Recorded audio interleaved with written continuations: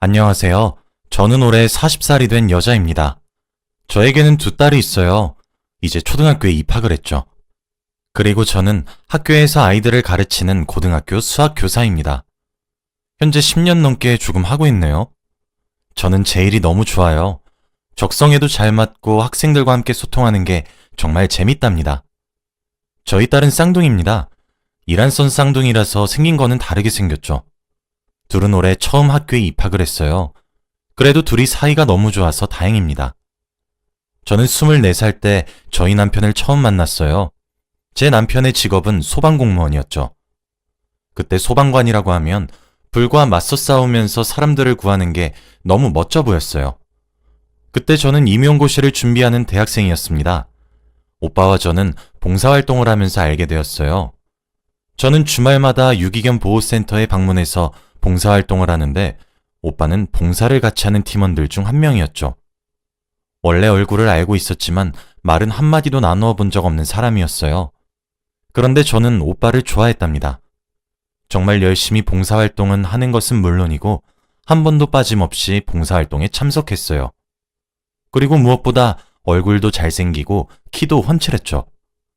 그런데 저는 오빠와 봉사활동 팀원이 된 지 6개월이 넘었지만 한마디도 해본 적이 없었어요. 봉사활동을 가기 전에 항상 오늘은 말을 꼭 걸어볼 거라고 다짐하지만 오빠 근처만 가도 얼굴이 새빨개져서 아무것도 못했죠. 저희 봉사활동 팀원은 5명이에요. 그런데 그날 하늘이 저를 도운 건지 나머지 분들이 개인 사정으로 참석을 하지 못한다고 했어요. 결국 저와 오빠 둘이서 봉사활동을 하다 보니 말할 기회가 많이 생겼죠. 다행히도 제가 물어보는 질문들을 하나도 빠짐없이 잘 대답해 주었어요. 그렇게 봉사가 끝나고 집으로 가기 전에 저는 조금만 더 오빠와 이야기를 나누고 싶었죠. 그런데 그때 긴급 전화가 와서 어쩔 수 없이 오빠는 일을 하러 갔답니다. 그런데 그날 저녁 모르는 번호로 문자가 한 통 왔어요. 민영 씨, 저 이태수입니다. 아까 먼저 가서 죄송해요. 혹시 내일 시간 괜찮으시면 점심 어때요? 저는 제가 꿈을 꾸는 것만 같았죠. 제 전화번호는 저희 팀의 팀장에게 받았다고 해요. 그래서 저는 그때부터 내일 무슨 옷을 입고 가야 할지 정하느라 잠을 한숨도 못 잤죠. 저는 약속 장소에 가서 오빠와 함께 밥을 먹고 영화도 보고 카페도 가면서 하루 종일 데이트를 했어요. 저랑 대화 코드도 잘 맞고 취미생활도 비슷해서 더 오래 보고 싶은 사람이었죠. 그렇게 오빠가 저를 집에 데려다 주면서 제 손을 잡더라고요. 저는 사실 공부하느라 연애를 한 번도 해본 적이 없어요. 그런데 이렇게 오빠가 손을 먼저 잡으니 얼굴이 터질 것만 같았죠. 그렇게 저희는 그날부터 사귀게 되었답니다. 저는 아직 임용고시를 준비하는 학생이었고 오빠는 소방관이라 출근 시간과 퇴근 시간이 정해져 있지 않았죠. 신고가 들어오면 바로 출발을 해야 해서 데이트를 하던 도중에도 신고가 오면 얼른 달려가야 했어요. 저는 시험 공부 때문에 오빠를 자주 보지도 못할 뿐더러 가끔씩 만나도 신고가 들어오면 오빠는 가야 하기 때문에 그렇게 오래 보지도 못했어요. 처음에는 저 혼자 내버려 두고 가는 오빠가 미웠지만 나중에는 일을 열심히 하는 게 멋있었죠. 그렇게 오빠가 가면 저는 집으로 돌아가 공부를 하면서 보냈답니다. 저는 시험이 얼마 남지 않았어서 공부에 열중을 했어요. 오빠가 일하는 소방서에서 제가 사는 고시원까지 왕복 2시간이 걸리는데 오빠는 제 얼굴 30분이라도 보겠다며 항상 와주었어요. 제게 헌신적인 오빠를 보면서 이번 시험은 꼭 합격하고 싶었습니다. 저는 다행히 시험을 합격했어요. 결과를 보자마자 눈물부터 나왔죠. 저는 그렇게 중고등학교 교사가 되었답니다. 처음에는 일에 치여서 이게 잘하는 건가 싶었지만 시간이 지날수록 저는 제 일에 적응했어요. 그런데 오빠는 일을 너무 열심히 했어요. 소방공무원이 불에 들어가는 일이라 항상 현장에 가기 전에 제발 살아서만 오라고 저는 항상 기도를 하거든요. 그런데 오빠는 자기 몸은 신경도 안 쓰고 오로지 사람을 구해야겠다는 생각만 해요. 저번에는 5층짜리 빌라에서 불이 났어요. 오빠를 포함해서 다른 소방관들이 건물 안에 있던 사람들을 구했죠. 그런데 다 구한 줄 알았는데 알고 보니 한 사람이 건물 안에 아직 남아있다고 했어요. 불은 점점 커지고 건물은 아예 무너지기 직전이었죠. 다른 소방관들은 들어가면 무조건 죽는다며 어쩔 수 없이 건물 안에 남아있던 한 사람을 포기해야 한다고 했지만 오빠는 고민도 하지 않고 혼자서 건물 안에 들어갔어요. 오빠가 건물에 들어가려고 할 때 동료들이 엄청 말렸대요. 들어가면 무조건 죽는다고요. 그런데 오빠는 난 죽어도 괜찮으니까 저 사람만 살리고 죽을게 라며 동료들의 걱정도 뿌리치고 불타오르는 건물에 맨몸으로 혼자 들어갔어요. 그런데 시간이 지날수록 건물은 심하게 붕괴되고 있었고 불도 걷잡을 수 없이 커지고 있었죠. 그리고 시간이 지나도 오빠는 나오지 않았어요. 다들 이 정도로 나오지 않는 거 보면 아마 건물 안에서 죽은 것 같다고 생각하고 있을 찰나에 오빠는 사람을 업고 건물을 빠져나왔죠. 원래 오빠가 사명감도 있고 자신의 일을 정말 사랑하는 사람인 건 다들 알고 있었는데 그때 일을 계기로 선후배할 것 없이 다들 저희 오빠를 존경하기 시작했다고 해요. 그런데 저는 그 이야기를 듣고 오빠가 멋있다는 생각보다 죽다가 살아났다는 생각에 너무 슬프고 미웠어요. 아무래도 목숨을 걸고 해야 하는 직업이다 보니까 하루아침에 오빠를 잃을 수도 있다는 생각에 저는 사실 오빠와 이별로 결심한 적이 있었죠. 그때마다 오빠는 저를 붙잡지 않았어요. 아무래도 자기도 제 마음을 다 이해하고 있던 것이었죠. 저희는 연애를 4년 했어요. 저는 이제 나이가 30이 다 되어 가서 얼른 결혼을 하고 싶었어요. 그런데 제가 오빠랑 결혼을 해야 할지는 망설여졌죠. 오빠는 물론 좋은 사람이고 세상에 이런 사람을 만난 게 정말 행운이라고 저는 생각하지만 오빠의 직업 때문에 고민이 되었어요. 만약 결혼을 하면 하루아침에 오빠를 잃을 수도 있을 것만 같았거든요. 그래서 결혼을 하지 않을 거면 얼른 헤어지고 다른 결혼 상대를 만나야 했죠. 오빠, 이제 나 30대 다 되어 가는데 계속 엄마 아빠가 빨리 결혼하래. 그래? 나는 우리 민영이랑 결혼해서 예쁜 아기 낳고 행복하게 살고 싶은데. 우리 결혼할까? 근데 오빠, 나는 사실 오빠 직업 때문에 결혼이 조금 망설여져. 만약에 내가 오빠랑 결혼해서 아기 낳고 행복하게 살다가 오빠가 갑자기 죽으면? 그럼 나 하루아침에 과부 되는 거잖아. 나는 그렇게 살긴 싫어. 절대 안 그럴게. 약속해. 오빠는 앞으로는 저번처럼 아무도 들어가지 않는 불길에 혼자서 들어가지 않겠다고 저와 약속했어요. 그렇게 저희는 결혼을 하게 되었죠. 결혼 준비를 하면서 많이들 싸운다고 하는데 오빠는 놀라울 정도로 저한테 다 맞춰줬어요. 혼수랑 집 그리고 가구까지 전부 다 제 취향에 맞게 맞추어 주었죠. 그렇게 순탄하게 결혼식을 올리고 저희는 신혼집에서 살았어요. 그런데 오빠는 새벽에도 전화를 받고 나가고 밥 먹다가 나가고도 그랬죠. 오빠는 나가면 거의 반나절이 지나서 들어왔기 때문에 신혼집에는 거의 저 혼자 살았어요. 이게 신혼생활이 맞나 싶기도 하고 오빠랑 결혼해도 너무 외로웠죠. 그렇게 저는 매일 오빠가 퇴근하기만을 기다렸어요. 사실 오빠가 현장에 나가면 연락이 안 돼요. 그래서 오빠가 나가 있을 동안 모르는 전화번호로 전화가 오면 전화를 받기가 너무 두려워요. 혹시라도 오빠가 일을 하다가 다치거나 죽었을 것 같았거든요. 그런데 그날도 저는 집에서 오빠를 기다리고 있었는데 모르는 전화번호로 전화가 왔어요. 저는 왠지 그날 그 전화가 그렇게 받기 싫었어요. 오빠와 같이 있을 때 모르는 전화가 오면 바로 받는데 오빠가 없을 때는 정말 받기 힘들었죠. 그렇게 저는 전화를 받지 않았습니다. 그런데 1분 뒤 똑같은 번호로 다시 전화가 왔어요. 저는 그 전화도 받지 않았습니다. 그 전화가 끊기자마자 저는 오빠한테 전화를 했어요. 그런데 신호만 가고 받지를 않는 겁니다. 그래서 한 번 더 했는데 그때 전화를 받았죠. 저는 정말 다행이라고 생각하려던 찰나에 오빠의 전화를 오빠가 아니라 모르는 사람이 받는 겁니다. 그 사람은 오빠의 동료였고 힘없는 목소리로 말을 했어요. 재수 씨, 얼른 여기로 오셔야 할 것 같아요. 동료가 알려준 주소는 소방서 근처의 대학병원이었어요.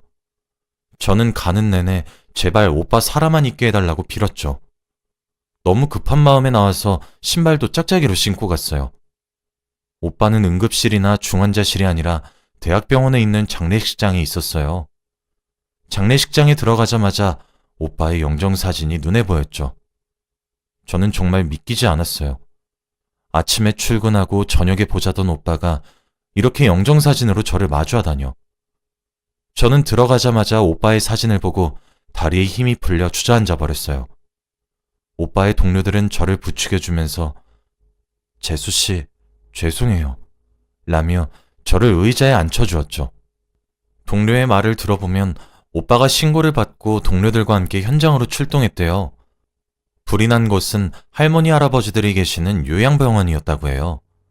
그런데 노인분들은 거동이 불편하셔서 건물에서 나오시는 것도 힘드시고 걷지 못하시는 분들도 계셔서 구출이 힘들었죠. 그래서 다들 머뭇거리고 있는데 오빠는 주저하지 않고 계속 들어갔대요. 그래서 동료들도 그 모습을 보고 오빠와 따라 들어갔죠. 그런데 움직이지도 못하는 한 할머니께서 울고 계셨대요. 당연히 휠체어도 불에 타서 업고 나가야 했죠. 그런데 그 할머니 다리에 건물 기둥이 쓰러져 있었고 할머니가 기둥에 깔려 있었대요. 오빠 혼자서는 절대 그 무거운 기둥을 빼낼 수 없었는데 주위에 아무도 없어서 혼자 최선을 다해 기둥을 빼고 있었죠. 그런데 다른 사람을 구출하고 있던 동료가 오빠를 보고 도와주겠다고 했지만 그 사람은 이미 구출하고 있던 사람이 있어서 오빠는 괜찮다며 그 사람 얼른 살리고 다시 들어오라고 했대요. 동료는 알겠다고 했고 오빠를 도와주려 다시 들어가려고 했지만 아예 건물이 붕괴되면서 불이 너무 커졌대요. 아무도 들어가면 안 된다고 그랬죠. 그렇게 오빠는 마지막 모습까지 사람들을 구하는 사람이었죠. 저는 오빠가 너무 원망스러웠지만 그래도 오빠의 마지막은 자기가 좋아했던 사람들을 구하는 일을 하면서 눈을 감았기 때문에 행복했을 것 같아 다행이었죠. 그런데 아직 시신을 찾지 못했대요. 건물의 크기도 워낙 크고 불도 너무 크게 나서 아직도 불을 끄고 있다고 했죠. 그렇게 저는 오빠의 시신도 보지 못한 채로 시신 없이 장례를 진행했습니다. 집으로 돌아오니까 너무 공허했어요. 저희 집에는 오빠가 없는 날이 더 많았는데 왠지 모르게 굉장히 어색하게 느꼈거든요. 저는 이 집이 너무 크게 느껴졌죠. 집에 오자마자 오빠의 짐을 정리했습니다. 옷장을 정리하다가 구석에 꽁꽁 숨겨둔 편지 봉투를 발견했어요. 그 편지는 오빠가 죽기 전에 써놓은 유서였습니다. 직업 특성상 언제 죽을지 모르기 때문에 유서를 항상 써두고 다니죠. 그런데 저는 그날 처음 봤어요. 그런데 유서의 내용은 온통 미안하다는 말뿐이었어요. 저는 이런 오빠가 더욱 미웠죠. 그런데 그날부터 저는 생리를 하지 않았어요. 무려 한 달이나 미뤄졌죠. 음식 냄새를 맡으면 토를 하곤 했답니다. 사실 대충 예상은 하고 있었는데 남편도 없이 아기를 낳긴 싫어서 제발 아니길 바랬죠. 그런데 역시 저는 임신을 했답니다. 병원에 가니 임신 5주차라고 했죠. 저는 너무 막막했어요. 오빠 없이 이 아기를 낳아서 키워야 할지 너무 고민이 되었죠. 그런데 의사 선생님께서 축하드려요, 쌍둥이네요 라고 하시는 겁니다. 혼자서 한 명을 키우는 것도 힘든데 둘이라뇨. 저는 처음에는 아이를 지울 생각이었지만 저는 아기를 키우면서라도 오빠의 생각을 조금이나마 지울 수 있을 것 같았어요. 저는 혼자서 아기를 키우게 되었죠. 그런데 주위에서 남편이 없다고 하면 하나같이 남편이 저를 버리고 도망간 줄 아세요. 그렇게 동정심 가득 찬 눈빛으로 저를 바라보곤 하죠. 불쌍하다며 위로도 합니다. 그때마다 저는 남편은 죽었어요 라며 따끔하게 말을 합니다. 그러면 사람들은 바로 사과해요. 저는 사람들이 저를 그렇게 바라보는 것이 너무 싫었습니다. 저는 아기를 키울수록 오빠 생각이 더욱 많이 났어요. 아기는 이란성 쌍둥이였는데 어떻게 오빠랑 똑 닮았는지 하는 행동도 오빠였어요. 신기하게 오빠의 식성까지 똑같았단 말이죠. 저는 혼자서 두 아기를 책임지는 게 너무 힘들었지만 한부모 가정을 지원해주는 제도가 많더라고요. 제가 최대한 아끼고 제가 덜 쓰는 대신 아이들에게 쓰는 돈은 전혀 아끼지 않았죠. 아빠 없는 아이들이라고 놀림받지 않게 하기 위해서 일부러 좋은 옷과 좋은 신발들도 많이 사주고 어릴 때부터 학원도 보냈어요. 그런데 아이들이 커갈수록 점점 아빠의 존재에 대해 궁금해했죠. 엄마, 우리는 왜 아빠가 없어? 저는 이렇게 아이들이 물어볼 때마다 너무 막막했어요. 어디서부터 어떻게 설명을 해야 할지도 모르겠고 차라리 거짓말을 해야 할까 싶었죠. 그래서 애들이 3살 때는 아빠는 잠깐 일하러 멀리 가서 딱 10밤만 자면 오실 거야 라고 거짓말을 하곤 했지만 지금은 아이들이 초등학교를 입학할 때가 되니까 10밤을 직접 새더라고요. 그런데 10밤을 자고 나서도 아빠가 오지 않으니까 저보고 거짓말쟁이라며 저를 미워하곤 했죠. 저는 주말마다 아이들과 유기견 봉사활동을 하러 갔어요. 오빠를 처음 만난 곳이기도 하죠. 오빠와 저를 닮아서 그런지 강아지들을 너무 좋아했답니다. 아이들도 강아지를 보는 것을 너무 좋아해서 매주 주말만 기다리더라고요. 저는 평소처럼 아이들과 봉사활동을 하러 갔죠. 그런데 아이들이 보이지 않는 겁니다. 유기견 보호센터가 크진 않았지만 그래도 어린아이들이어서 제 눈에 보이지 않으면 너무 걱정됐어요. 그래서 보호센터를 샅샅이 뒤지면서 아이들을 찾았죠. 아이들은 건물 안 사무실에 있었습니다. 저는 사무실에 들어갔죠. 그런데 아이들과 함께 있던 사람의 얼굴을 본 순간 저는 주저앉았어요. 바로 그 사람은 죽었던 제 남편이었습니다. 처음에는 오빠를 닮은 사람인 줄 알았지만 오빠의 목에 있는 점을 보니 오빠가 확실했죠. 그런데 아이들과 함께 셋이서 하하호호 웃으며 이야기를 나누고 있는 겁니다. 저는 오빠의 얼굴을 보자마자 오빠? 아, 수연이랑 수진이 어머니죠? 죄송해요. 애들이랑 얘기하다가 이렇게 시간이 간 줄 몰랐어요. 걱정하셨죠? 라며 아예 저를 못 알아봤어요. 오빠, 여기서 뭐해? 왜 살아있냐고! 오빠는 제가 무슨 말을 해도 전혀 알아듣지 못했죠. 저는 도대체 오빠에게 무슨 일이 있었는지 물어보려고 총책임자를 찾아갔습니다. 그런데 그분은 오빠가 기억을 잃었다고 했어요. 사실 오빠와 저는 여기서 봉사를 오래 해서 책임자분과 친한 사이입니다. 그런데 오빠가 죽은 날 거의 죽을 듯한 몸을 이끌고 여기로 왔대요. 그때 오빠는 자신의 이름도 모르고 자신이 왜 다쳤는지도 몰랐죠. 자신의 집도 아무것도 기억을 못하는 사람한테 여기는 어떻게 왔냐고 물었더니 자기도 모른다면서 그냥 몸이 이끄는 대로 왔다고 했대요. 그때 총책임자분께서 심각성을 깨닫고 병원으로 가서 검진을 받으니 충격으로 인한 기억상실이라고 했죠. 아마 그때 불길 속에서 머리에 무언가 떨어져서 그 충격으로 인해 기억상실이 온 것 같다고 했어요. 그렇게 겨우 현장에서 빠져나와 오빠는 유기견 보호센터로 갔고 지금까지 총책임자분께서 오빠를 여기서 지내게 해주고 있었다고 했죠. 저는 그 말을 듣고 화를 내면서 오빠 보자마자 신고 왜 안 하셨어요? 라고 화를 냈어요. 나도 했지. 근데 태수씨 지문이 불에 녹아서 신원조회가 안 되더라고. 나는 아내분 전화번호도 모르고 집 주소라도 알려고 해도 경찰은 조회할 수가 없다고 해서. 오빠가 죽지 않고 살아있었다는 말에 너무 행복했지만 저를 기억하지 못하는 게 너무 슬펐죠. 그래도 아이들이 이렇게 웃으면서 아빠랑 얘기할 수 있어서 다행이에요. 그런데 그날 집으로 가는 길에 저희 딸이 엄마, 근데 태수 아저씨 우리 아빠 하면 안 돼? 왜? 우리랑 너무 잘 맞아. 그냥 아빠 하자. 어떻게 잘 맞는데? 나 단무지 싫어하잖아. 근데 태수 아저씨도 단무지 싫어해. 저는 아이들이랑 잘 맞는 게 너무 신기했죠. 맘 같아서는 저도 오빠와 다시 살고 싶었지만 오빠는 전혀 저를 기억하지 못하는 상황이고 유기견 보호센터에서 일하는 사람이었을 뿐이었죠. 다음 주에 저희는 또 봉사활동을 하러 갔어요. 오빠가 거기 있다고 하니까 아침 일찍부터 가고 싶더군요. 그래서 평소보다 일찍 갔어요. 그런데 그날은 오빠도 봉사활동을 하고 있더라고요. 저는 일부러 오빠 옆으로 가서 일을 했죠. 따라다니면서 오빠가 하는 일은 다 따라했어요. 점심시간에 오빠가 저에게 다가와서 민영씨, 혹시 시간 괜찮으시면 저랑 같이 점심 식사 어떠세요? 라고 하는 겁니다. 예전에 오빠가 저에게 처음 했던 말이랑 똑같았죠. 저는 알겠다고 했고 처음으로 아이들과 4명이서 식당에 가서 밥을 먹었습니다. 저는 정말 우리 가족이 다 같이 밥을 먹은 게 너무 감격스러웠죠. 그렇게 저는 오빠와 연락을 하고 지내게 되었고 아이들도 너무 좋아한답니다. 오빠에게는 솔직하게 말하지 않으려고 해요. 오빠와 다시 첫 만남 때로 돌아간 것 같아서 너무 좋거든요.